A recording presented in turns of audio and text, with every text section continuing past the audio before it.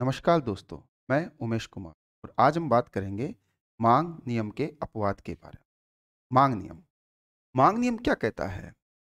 मांग के नियम के बारे में बात करें, डिमांड लॉ की बात करें तो मांग नियम कहता है जैसे जैसे कीमत में परिवर्तन होता है वैसे वैसे वस्तु की मांग में, वस्तु और सेवाओं की मांग में क्या होती है? कमी होती है। यानी मांग नियम के बारे में बात करें तो मांग नियम मांग तथा कीमत में व्युत्क्रमानुपाती संबंध क्या करता है? करता है। यदि अन्य बातों को समान रखा जाए तो अन्य बातों का मतलब अन्य जो कारक जो मांग को प्रभावित करते हैं, जैसे वस्तु की कीमत, अन्य वस्तुओं की कीमत, उपभोक्ता की रुचि, इंटरेस्ट, फैशन, जनसंख्या, ये सभी कार्य, ये जो सभी हैं वो मांग को प्रभावित करने वाले कारक हैं। मांग नियम केवल और केवल वस्तु की कीमत और उसकी मांग में संबंध प्रदर्शित करता है और ये संबंध कैसा है? व्युत्क्रमानुपाती संबंध है। अन्य कारकों के समान रहने पर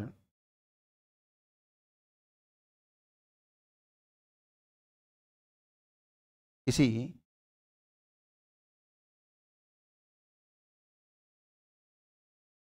वस्तु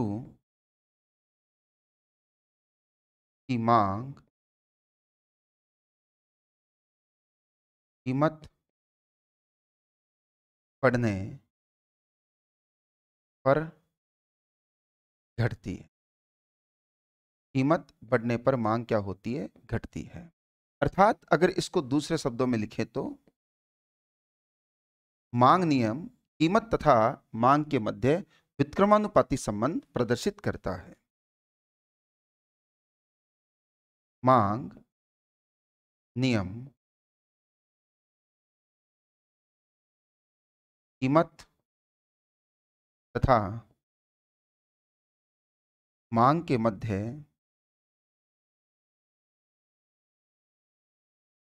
मांग के मध्य व्युत्क्रमानुपाती व्युत्क्रमानुपाती संबंध प्रस्तुत करता है। ऐसा होता क्यों है? ऐसा इसलिए होता है क्योंकि किसी वस्तु की कीमत बढ़ने से उपभोक्ता की खर्च करने की क्षमता कम हो जाती है, खरीदने की क्षमता कम हो जाती है। दूसरा एक कारण यह भी है कि अगर किसी वस्तु की कीमत बढ़ेगी तो उपभोक्ता के द्वारा उस वस्तु का उपयोग नहीं करके उसके जो प्रतिस्थापित जो वस्तु है उसके एवज में जो दूसरी वस्तु है जिसका उपयोग किया जा सकता है, उसका उपयोग वो क्या कर देता है? बढ़ा देता है। अगर चाय की तुलना में कॉफी की कीमत बढ़ जाएगी तो बंदा चाय का उपयोग बढ़ा देगा। कॉफी की तुलना में चाय की कीमत बढ़ जाएगी तो बंदा चाय के बजाय कॉफी का उपयोग बढ़ा देगा। तो ऐसा करके हमेशा जब कीमत बढ़ती है तो मांग में कमी और कीमत घटने पर मांग में क्या होती है? वृद्धि होती है, मांग नियम के अनुसार। लेकिन कुछ अपवाद हैं, कुछ वस्तुएं ऐसी हैं, कुछ इस वास्तव में स्थितियां ऐसी है जहां पर मांग नियम लागू नहीं होता है। वो कौन कौन सी स्थिति है? मांग नियम के अपवाद। मांग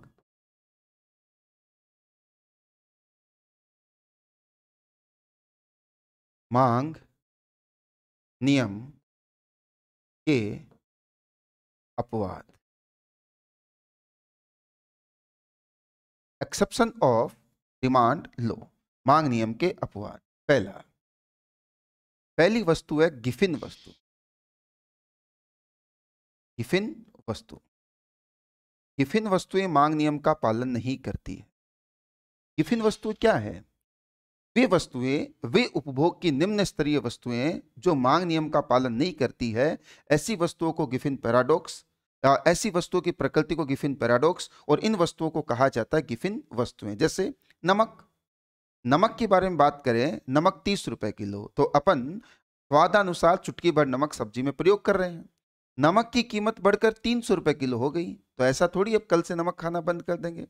या फिर नमक की कीमत घट के 3 रुपए किलो हो गई, अब ठीक हो गया, अब तो एकदम खूब मुट्ठा भर भर के नमक डालेंगे सब्जी में। नहीं, ये वो निम्न स्तरीय वस्तुएं हैं जिनकी उपयोग कीमत से प्रभावित नहीं होता है। गिफिन वस्तु जैसे कोई नशीले पदार्थ, अगर कोई शराब नहीं पीता है तो फिर नहीं पीता है, और जब पीने की आदत पड़ जाती है तो कभी भी भाव नहीं पूछता वो जाकर।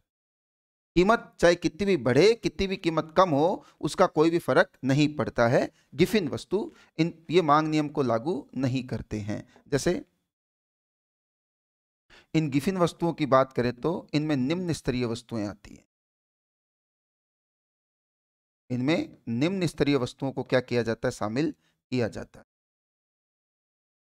जैसे मान लीजिए शराब है और कोई नशीला पदार्थ है। अगर किसी को नशीले पदार्थ की लत लग जाए तो ऐसी स्थिति में वो ये नहीं देखेगा कीमत कितनी है, उसके द्वारा मांग उसकी की जाएगी, कीमत के अनुसार नहीं, अपनी आवश्यकता के अनुसार की जाएगी। नेक्स्ट अगला,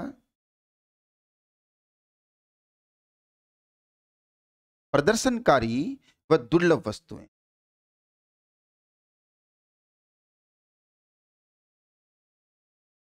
प्रदर्शनकारी वस्तुएं व दुर्लभ वस्तुएं।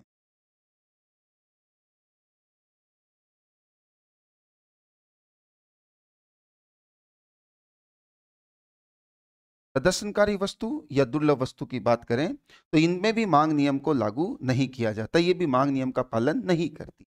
कोई वस्तु प्रदर्शनकारी कब तक है, जब तक वो सभी के पास नहीं है। अगर कोई वस्तु सभी के पास होगी तो प्रदर्शनकारी नहीं है। जैसे एक दौर था, अगर आपके पास सेल फोन है तो ये भी एक प्रदर्शन की वस्तु थी। दूसरे उसके बाद में चेंज होते होते अब सेल फोन सबके पास आ गया है, तो अपन सेल फोन के लिए ऐसा नहीं कहेंगे कि सेल फोन एक प्रदर्शनकारी वस्तु है। जब कोई वस्तु महंगी होती है तो उस वस्तु को हर कोई नहीं खरीद पाता है, तो कुछ लोग दिखावे के लिए उस वस्तु को क्या करते हैं, खरीदते हैं, प्रदर्शनकारी वस्तु। जैसे हीरा, हीरा हीरा दुर्लभ भी है और प्रदर्शनकारी भी है। कीमत उसकी ज्यादा है, इसलिए लोग ज्यादा कीमत देकर खरीदना उसको क्या करते हैं, पसंद करते हैं। जैसे मान लीजिए दुर्लभ वस्तुएं, किसी को सिक्के इकट्ठे करने का शौक आ गया है। पहले उसने वर्तमान सिक्के को इकट्ठे किया, फिर पुराने जमाने के सिक्के को उन्होंने इकट्ठा किया, फिर कोई मुगल काल का सिक्का या कोई गुप्त काल का सिक्का है, उसको उसने इकट्ठा करना क्या कर दिया, शुरू कर दिया।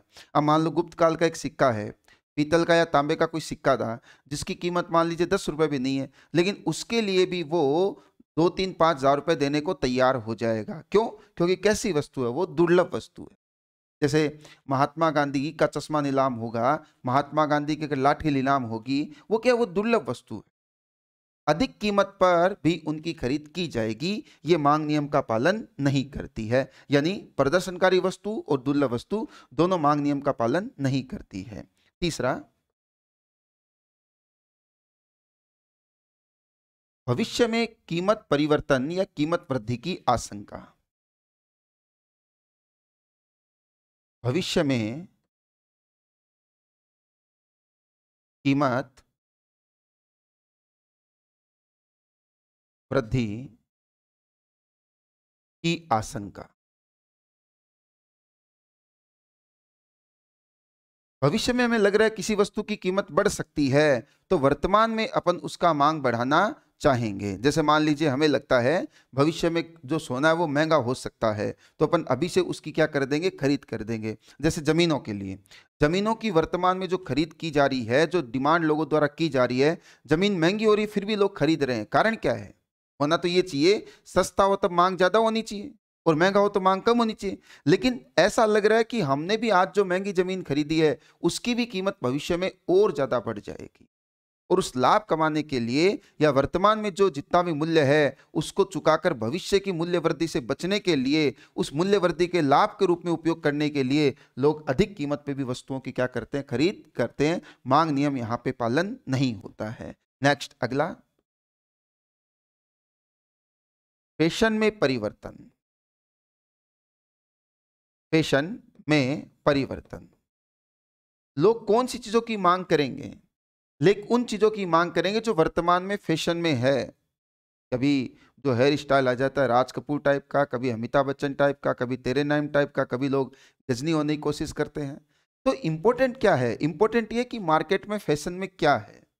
एक दौर था, अगर आप अमिताभ बच्चन टाइप की मूवी देखें तो वहां पे वो चौड़ी मोड़ी की पैंटें पहनी जाती थी। उसके बाद में स्लिम फिटिंग आ चुका है, वापस से यही दौर आएगा। फैशन बदलने के साथ में मान लीजिए कि स्लिम फिट का दौर है तो लोग उन्हीं चीजों की डिमांड ज्यादा करेंगे। फॉर्मल कपड़ों का अगर फैशन आ चुका है तो लोग फॉर्मल कपड़ों की डिमांड करेंगे, और कैजुअल का अगर फैशन है तो लोग कैजुअल की डिमांड करेंगे। अगर उनके लिए उनको कीमत ज्यादा भी देनी पड़े तो उनको कोई दिक्कत नहीं होगी।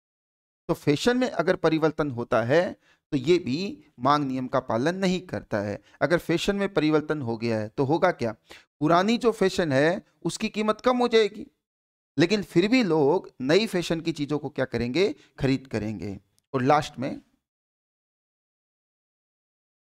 अज्ञानता, एक अज्ञानता के कारण भी मांग नियम का पालन नहीं हो पाता है। उपभोक्ता उपभोक्ता को जानकारी का अभाव या उसके द्वारा कोई अपने स्तर पे बनाए गए जो भी जिस भी तरह के वहम है उनकी बात करें। अज्ञानता, लोगों को लगता है बादाम और मूंगफली की बात करें, बादाम महंगा है तो लोगों को लगता है बादाम ज्यादा गुणकारी है, लेकिन अगर प्रोटीन की बात करें तो सेम टू सेम मात्रा आपकी मूंगफली में भी है। लोगों को, कईयों को ऐसे लगता है कि अगर जो चीज महंगी है वो चीज की गुणवत्ता क्या होगी, अच्छी होगी, जो सस्ती है उसकी गुणवत्ता क्या होगी, कम होगी। ये अज्ञानता है। उसी किसान से सब्जी लेके आया है, एक बंदा ठेले पे बेच रहा है और एक बंदा हाई फाई शोरूम में बेच रहा है। लोगों को लगता है कि शोरूम में पड़ा है तो उसकी गुणवत्ता ज्यादा होगी, तो उसके लिए ज्यादा कीमत देने को भी वो क्या हो जाते हैं, तैयार हो जाते हैं। शानदार शानदार अगर पैकेजिंग की जाए, अच्छे से पैकेजिंग की जाए किसी पदार्थ की, तो लोगों को लगता है कि इसमें उत्पाद भी अच्छा ही होगा, इसलिए क्या ले रहा है, महंगा ले रहा है। तो अज्ञानता के कारण भी लोग क्या करते हैं, अधिक कीमत पे ज्यादा मांग करने को तैयार हो जाते हैं। तो ये कुछ कारक हैं जो मांग नियम का पालन नहीं करते हैं। अभी के लिए नमस्कार, धन्यवाद।